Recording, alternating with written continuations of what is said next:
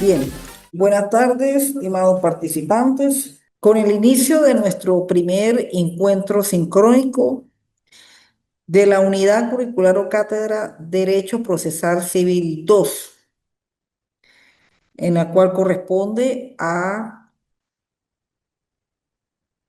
el presente trimestre de la carrera de Derecho de la Universidad de Falcón en convenio con el Instituto de Estudios de Investigación y Posgrado IEPSI. Le doy la más cordial bienvenida a este su periodo del 2025-2. Este ya es como que el trimestre, casi trimestre 8, 9, en la cual ustedes están cursando la carrera y por el cual prácticamente con este derecho procesal, pues le damos el punto final a lo que es las tres jornadas de derecho procesal, comenzando con la teoría del proceso, el procesal uno y ahora el procesal 2, en donde prácticamente pues finalizamos con el estudio del Código de Procedimiento Civil, en la cual pues adentraremos con el recurso de casación, en la cual pues es la última instancia de la revisión de la sentencia, en la cual se lleva a cabo dentro del procedimiento ordinario y entrar a los llamados juicios especiales, que son los que que son los establecidos en el en el libro cuarto del Código de Procedimiento Civil, donde precisamente allí se encuentran unas características muy especiales al inicio del procedimiento que ellos pueden incluirse en cuanto a el objetivo de la pretensión, por lo menos en el caso de los juicios ejecutivos, la pretensión es el pago, precisamente, como también dentro de los requisitos de la demanda, requisitos muy específicos, que en el caso de no cumplirse esos requisitos, pues la demanda no va a ser admitida. Y en un determinado momento, en donde al hacerse la oposición, pues estos juicios van a cambiar su característica y en vez de seguir siendo juicios especiales, se convierten en juicios ordinarios para la resolución de conflictos. Por eso son unos juicios especiales que aquí tiene que ver mucho, es la materia, lo que es la parte del derecho de crédito, lo que es relacionado a los derechos de la propiedad y la posesión, lo que es los derechos de la familia, lo que es los derechos de la comunidad, lo que es los derechos del deudor también de cumplir con el pago de la deuda y dos modalidades de procedimiento, sobre todo el juicio oral, que es el juicio por el cual, de acuerdo a la nueva reforma del Código de Procedimiento Civil, que estamos, por cierto, esperando, va a tener el nuevo juicio de procedimiento civil se va a asemejar mucho a este procedimiento oral. Y tenemos el llamado juicio breve, que es el llamado procedimiento ordinario chiquito. ¿Por qué? Porque los lapsos se reducen completamente y en este procedimiento breve no hay informes. Entonces, esta es la característica de todos los juicios que vamos a ver en este procesal 2 y para ello ustedes tienen ahí las fechas para la presentación de sus evaluaciones, el ensayo, el examen escrito y el mapa conceptual como la evaluación del recuperativo para el mes de agosto prácticamente. Mi recomendación, pues, es que los presenten las tres evaluaciones en el tiempo ordinario respectivo.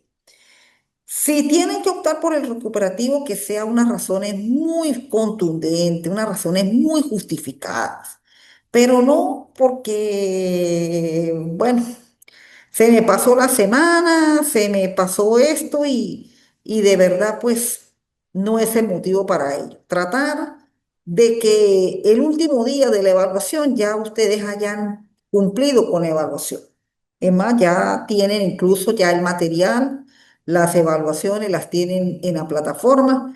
Ojalá pues por lo menos esta vez presenten la mayoría y no dejar a última hora presentando y a veces hasta pidiendo a control de estudios que le habilite la plataforma porque uno valida notas y después pues aparece uno que es que tuvo problemas, tuvo esto, que el pago o alguna otra situación y tenga que esperar la demorada para que ustedes pues puedan tener sus notas de crédito. Ya ustedes pues me conocen, la gran mayoría, en la cual pues comparto con ustedes este tercer momento del derecho procesal y faltaría el cuarto momento que ya será finalizando este año 2025 en el próximo trimestre con las prácticas civiles, que ya es prácticamente la materialización de todo lo que se ha aprendido tanto en el derecho procesal y, como no, en algunas materias del derecho sustantivo donde tienen que emplear documentos. Y actualmente, pues con todo esto de las plataformas, pues ya muchas actividades del ejercicio del abogado se está haciendo vía plataforma, sobre todo lo que es a nivel de la normativa del SAREN, en cuanto al registro mercantil, en cuanto a a las notarías y al registro principal. Entonces, por lo tanto, pues este, estar muy atentos a ello, porque ahora sí nos toca pues manejar bastante lo que es la plataforma. Bueno, explicándole de una vez lo que es la planificación, vámonos a el tema de hoy, que es lo relacionado con el recurso extraordinario de casación y de invalidación. Prácticamente el recurso extraordinario de casación y de invalidación, pues es el último eslabón en la cual dentro del procedimiento ordinario realizan las partes, sobre todo cuando se hace la revisión de la sentencia. Porque en el momento en el cual se dicta la sentencia, ella es susceptible de ser revisada y de ser revisada tanto por las partes que se sienten afectadas como también por el mismo mecanismo de la revisión constitucional, en la cual, pues, la sentencia tiene ese rango de poder ser revisada en esa instancia. Entonces, los recursos extraordinarios, pues son estos recursos en la cual se indica ahí en la ley y están establecidos por el legislador a los fines de verdaderamente haber cumplido el verdadero sentido de una sentencia. Por un lado, la solución del conflicto y por otro lado, la correcta aplicación de la ley, porque la sentencia, al fin y al cabo, es una producción de normas. Cuando se dicta una sentencia, se producen también normas y hay sentencias que prácticamente se publican en Gaceta Oficial porque cambia totalmente el sentido de las normas que fueron aplicadas. Muchas veces las sentencias, por lo menos la de la Sala Constitucional y la de las salas de casación en sus respectivas ramas, sea penal, sea civil, contencioso administrativa o sala social, en donde verdaderamente le dan ese sentido a la norma siguiendo los cauces y los caminos constitucionales. Entonces, la importancia del recurso de casación y del recurso de invalidación es precisamente, sobre todo el primero, de que la norma sea aplicada correctamente y de que se hayan respetado en toda y cada una de sus instancias la realización de los procedimientos. Eso es lo que más que todo persigue este tipo de recursos. De allí que, bueno, tenemos aquí un pequeño extracto de lo que es el recurso de casación. Recurso de casación civil se define remedio supremo y extraordinario contra las sentencias ejecutoriadas de los tribunales superiores dictadas contra la ley o doctrina admitida por la jurisprudencia, faltando a los límites esenciales del juicio. Y el sujeto no es tanto, principalmente el perjuicio o agravio inferido a los particulares con las sentencias ejecutorias o a remediar la vulneración del interés privado, cuanto el entender de la recta y verdadera, general y uniforme aplicación e interpretación de las leyes o doctrinas, a que no se introduzcan prácticas abusivas ni el derecho consuetudinario por olvido del derecho escrito, declarando nulas estos efectos las sentencias que violen aquellas y que por constituir ejecutorias no puedan revocarse por medio de apelaciones y demás recursos ordenados. De la definición anterior se desprenden las características esenciales del recurso: extraordinario, público, dirigido a mantener la recta interpretación de la ley.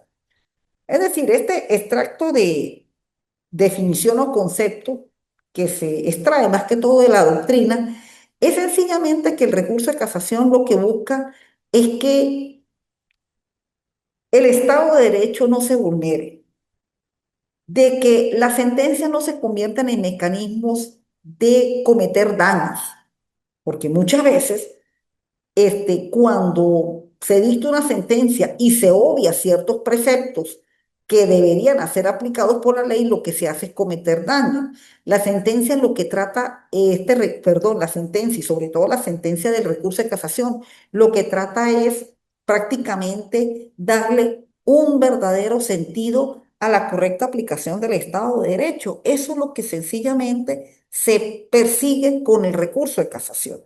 Porque aquí en el recurso de casación lo que se hace es, dentro de su escrito de formalización, cuando se introduzca, es por qué la sentencia en la cual se recurre a casación tiene verdaderamente deficiencia, deficiencia de forma, deficiencia en la aplicación de la ley. Y muchas veces hay que aplicar normas que obvió el juzgador, bien sea de primera instancia y hasta el de segunda instancia, cuando fue a dictar esa nueva sentencia. Eso es más que todo lo que persigue la casación.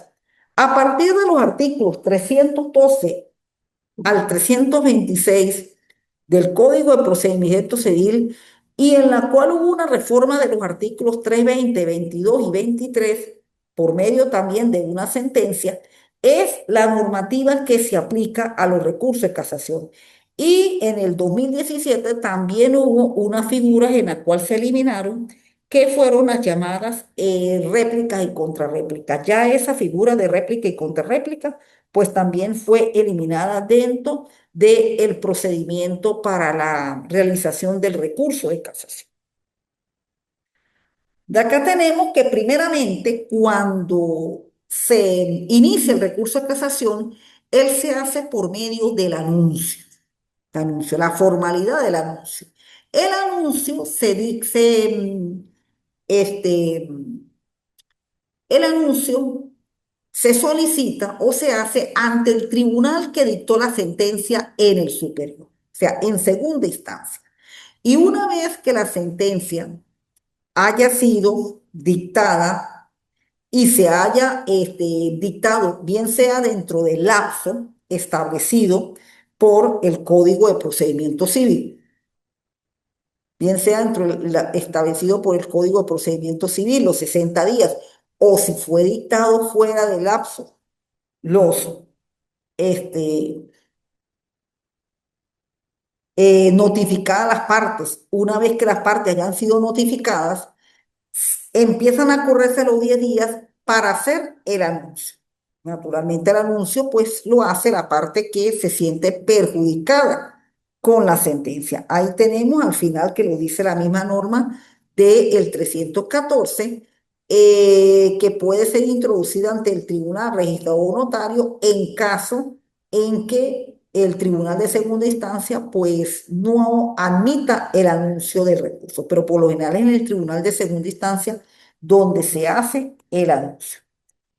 Una vez que se haga el anuncio y se admita, para admitir el recurso de casación, él debe cumplir con una serie de requisitos que indican los artículos 312 y 313 del Código de Procedimiento Civil.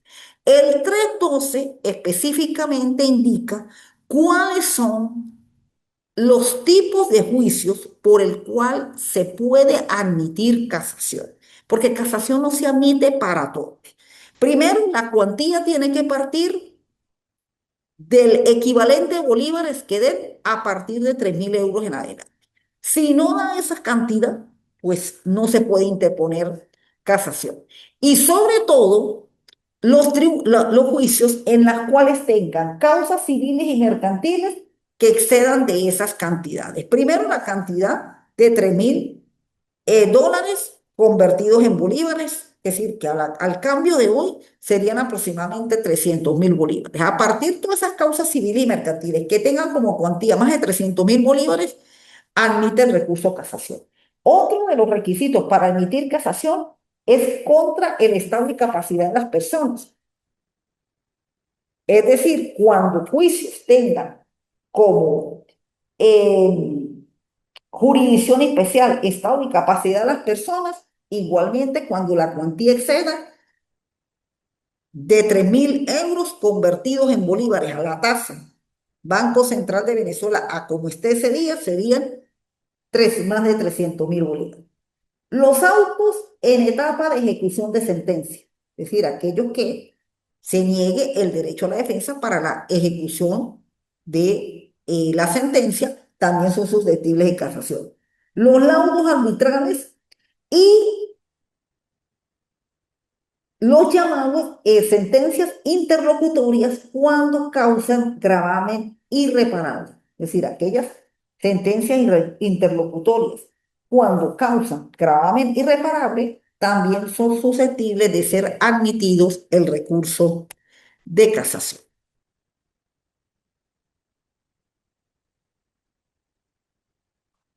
Y el 313 precisamente me indica que para admitirse el recurso de casación o declarar con lugar el recurso de casación, él tiene que basarse en dos aspectos fundamentales. Primero, defectos producidos en el proceso. Cuando al revisarse la sentencia no cumple con los requisitos del 243, es decir, los requisitos que establece la sentencia, o de acuerdo con los vicios que presenta el 244 y que puede afectar el orden público, ella puede ser objeto de declarar con lugar el recurso de casación. O cuando en la aplicación de la ley la norma se haya aplicado en forma errónea o la norma no se haya aplicado o sencillamente se haya aplicado una norma derogada.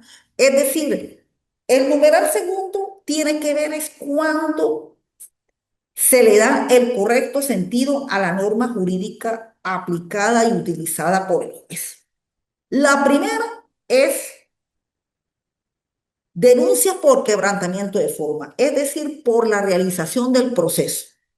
Y la segunda, por la incorrecta, errónea o mala aplicación o hasta omisión por la norma jurídica allí planteada e indicada. Entonces, ahí tenemos precisamente las dos formas por las cuales cuando se haga el escrito de formalización, se tiene que indicar para que el recurso, por un lado, sea admitido y por otro lado, sea declarado con lugar.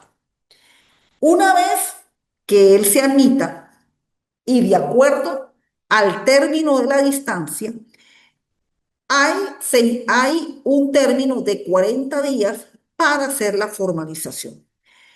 En el año 2020, a raíz de la pandemia del COVID y por el propósito del acceso a la justicia, se estableció una normativa en la cual las interposiciones del recurso de casación de tribunales en la cual no pertenezcan al área metropolitana de la ciudad de Caracas o zonas cercanas, pues se está permitiendo introducir el escrito de formalización en el tribunal donde precisamente admitió el recurso, es decir, donde se hizo el recurso, que es el de segunda instancia. Ya eso, pues precisamente dentro de lo que es el acceso a la justicia, pues está permitiendo a muchas partes poder reclamar ante el TCJ cuando esto, pues en algunos casos se estaba convirtiendo hasta inaccesible y costoso, porque mayormente el recurso de casación, pues se interpone normalmente. Él se debe interponer es ante la Sala de Casación Civil del Tribunal Supremo de Justicia. Pero producto, bueno, por un lado, cuando ocurrió lo del COVID, y por otro lado, para tener el acceso a la justicia, pues se está permitiendo lo que es el escrito de formalización y la contestación de la formalización y la contestación de la formalización, precisamente hacerlo ante el tribunal que admitió el recurso, es decir, donde se hizo el anuncio. Estos días, como lo dice el 315 de los 40 para la formalización y los 20 para la contestación de la formalización, son días calendarios. Aquí sí no hay el llamado día de despacho, como sucede en el procedimiento ordinario, con la contestación de la demanda o con las apelaciones de los informes, etcétera, sino son 40 días más el término de la distancia continuos para hacer la formalización y 20 días para contestar la formalización. Acá a los que ejercemos recurso de casación, hemos ejercido recurso de casación y toca a los tribunales del Estado Táchira, el término de distancia es de 8 días, porque generalmente los términos de distancia se cuentan por días cada 100, 150 o 200 kilómetros con respecto a la capital de la República. ¿Ok? Recuerde que el TCJ pues se encuentra en la ciudad de Caracas y allí pues mayormente es donde se contabiliza de acuerdo a la distancia cómo van a ser esos días de término de la distancia. Bueno, lo importante es el escrito de la formalización, porque el escrito de la formalización, como lo establece el 317, así como sucede con la demanda, también el escrito de formalización tiene unos requisitos taxativos, unos requisitos que tienen que ser cumplidos con unas técnicas jurídicas muy exigentes. Primero, la decisión o decisiones contra el cual se recurre. ¿Cuál decisión es la decisión del tribunal de segunda instancia? Esa es la decisión por la cual usted va a recurrir al recurso de casación. Los quebrantamientos o omisiones que se refiere al ordinal 1 del 313. Entonces, por eso dice, aquí vienen las denuncias de forma. Y esa denuncia de forma tiene que ver por la manera como fue redactada la sentencia y cómo fue llevado a cabo el procedimiento. Si hay quebrantamiento del procedimiento y esa sentencia no lo reflejó, pues por esa denuncia o ese quebrantamiento se indica. La denuncia de haberse incurrido en alguno de los casos contemplados en el ordinal segundo del artículo 313, con expresión de las razones que demuestren la insistencia de la infracción, falsa aplicación o aplicación errónea de las normas jurídicas. Entonces, así como en el ordinal primero del 313 es la falta en el debido proceso, aquí en el numeral tercero del escrito de formalización se denuncia cuando la norma jurídica no debió aplicarse de acuerdo a su verdadero contenido, sentido jurídico, hermenéutico, es decir, aquello en verdad debió aplicarse como es el mandato del deber ser. Entonces, el uno con el proceso, el otro con la aplicación de la norma. Y el requisito cuarto, la especificación de las normas jurídicas que el tribunal de última instancia debió aplicar y no las aplicó para resolver la controversia con expresión de las razones que demuestren la aplicabilidad de dichas normas. Entonces, ahí tenemos que debieron aplicarse determinadas normas, el juez no lo hizo y hay que decir que el juez debió hacerlo porque había una razón de peso, una norma jurídica o algún criterio, hasta mismo jurisprudencial, donde esa norma debió haberse aplicado.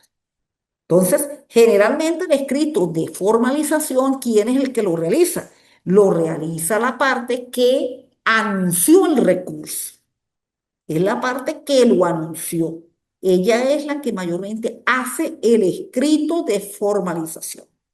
Anteriormente, antes de producirse varias decisiones, pues este escrito de formalización había unos requisitos para interponerlo. Primeramente, pues el abogado tenía que tener mínimo 5 años de ejercicio o haber sido doctor en derecho o haber sido ejercido la judicatura, todo eso. Ya este requisito pues fue eliminado y ahora pues el abogado, bueno, teniendo su legalización dentro del gremio respectivo, pues prácticamente él ya puede interponer el escrito de formalización. Por eso tenemos que acostumbrarnos en los ensayos y en los informes a redactar, porque hay momentos en los cuales tenemos que hacer estos escritos y estos son escritos muy exigentes. En realidad, pues los magistrados tratan de que las partes sean muy directas en lo que están manifestando en el recurso de casación y más que todo un recurso donde verdaderamente lo que se trata de aplicar es la correcta aplicación e interpretación del derecho, de las normas jurídicas, de los procedimientos. Por eso uno cuando lleva a cabo un procedimiento, cuando aplica las normas, y eso hay que estar, como se dice, muy seguro que eso es para este, llevar a cabo los procesos como son y las sentencias pues sean lo más, lo más reales posible y lo más justas posible. No reales sino justas, que es lo que más que todo se persigue, tanto legítimas, legales y justas. Bien. La decisión, al igual como sucede en la sentencia de primera y segunda instancia, la sentencia sobre el recurso de casación igualmente se dicta dentro de los 60 días, una vez hayan transcurrido los 20 días de la contestación a la formalización. 60 días igualmente tiene el fallo para dictar la sala respectiva, bueno, ahí dice Corte Suprema, hoy en día es Tribunal Supremo de Justicia, la decisión sobre el recurso respectivo. Bien, y tenemos el llamado recurso de invalidación, en la cual este es un recurso prácticamente que nace o se produce cuando surgen determinadas situaciones, de hecho, más que todo, documentos que aparecieron en unos momentos inesperados. ¿Ves? Porque prácticamente por eso llama invalidación, porque invalida el juicio anterior y se va a producir un nuevo juicio. Y en ese nuevo juicio, pues se va a presentar una nueva pretensión, se va a dar una nueva pretensión, va a dar una nueva sentencia. Es más, hasta este recurso de invalidación, pues tiene, admite hasta recurso de casación. Siempre que concurra alguna de las causas que se enumeran en los artículos siguientes. El recurso extraordinario de invalidación procede contra las sentencias ejecutorias o cualquier otro acto que tenga fuerza de tal. O sea, ya aquí prácticamente la sentencia está firme. Cuando se interpone este recurso es porque la sentencia ya está firme. Lo que sucede es que apareció un documento de tal magnitud que prácticamente esa sentencia pues termina siendo una sentencia que desaparece, es decir, deja de tener su existencia. Por eso, el 328 precisamente indica que este recurso de evaluación tiene unas causales específicas, no se interpone por cualquier cosa, no se interpone es cuando se cumplen uno de estos 6 requisitos. El primero, la falta de citación o error o fraude cometido en la citación para la contestación. Por eso hoy en día, pues, en el momento de que se lleva a cabo la citación, hay que ser muy cuidadoso de que la citación se cumpla tal cual como es, porque A veces el no cumplir la citación, como lo indican las normas del 218 en adelante, pues ahí es donde se puede la parte afectada interponer este tipo de recurso. La citación para la contestación de la demanda de menor entredicho o inhabilitado. La falsedad de instrumento en virtud del cual se haya pronunciado la sentencia declarada dicha falsedad en juicio penal. La retención de poder por la parte contraria, de instrumento decisivo en favor de una acción o de excepción del recurrente o acto de la parte contraria que haya impedido la presentación oportuna de tal instrumento decisivo. Es decir, algún documento que tiene una magnitud por el cual ese juicio, pues, es susceptible de quedar inexistente, porque prácticamente el recurso de invalidación hace que ese juicio quede inexistente. La colisión de la sentencia con otra pasada en autoridad de cosa juzgada siempre que por no haberse tenido conocimiento de la primera, no se hubiera alegado en el juicio la cosa juzgada. La decisión de la causa en última instancia por juez que no haya tenido nombramiento de tal, o por juez que haya sabido haber depuesto o suspendido por decreto legal. Bueno, la 1 es porque no se alegó la cosa juzgada. O sea, tenemos primero error en la citación. Un documento en la cual es decisivo para la situación que te estaba presentando. El no haber pronunciamiento sobre la cosa juzgada o no haberse tomado en cuenta la cosa juzgada y el haber sido dictada la sentencia por un juez incompetente. Es decir, un juez que no tenía la jurisdicción y la competencia para decidir en ese juicio. Este recurso sí tiene también igualmente lapso preclusivo.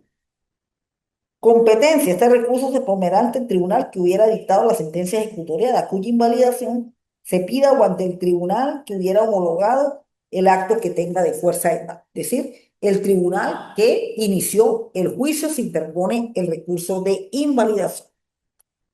Y el término, que es muy importante, eh, que se establezca. El recurso no podrá intentarse después de transcurridos 3 meses de que haya declarado la falsedad del instrumento o se haya tenido la prueba de retención de la sentencia que causa la cosa juzgada.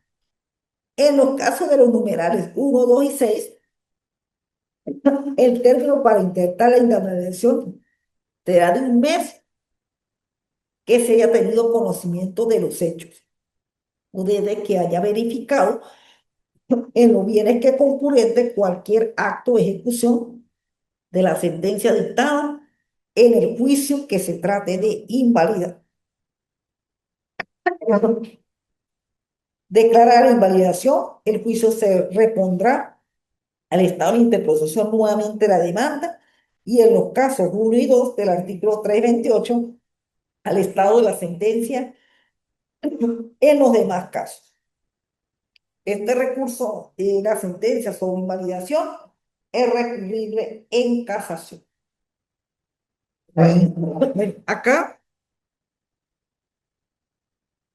me disculpan un poco lo de la tos. Tenemos que estos son lapsos prácticamente caducidad, entre 1 a 3 meses, de acuerdo a la magnitud de lo que se declara. Todo lo que es la cosa juzgada, lo que es, o sea, el documento, si lo dejan 3 meses, la cosa juzgada, pues son prácticamente, y lo del juez, casi un mes. Un mes. Este, si se declara el juicio, se demanda de nuevo y el recurso, pues, es susceptible de casación. O sea que prácticamente es un juicio eh,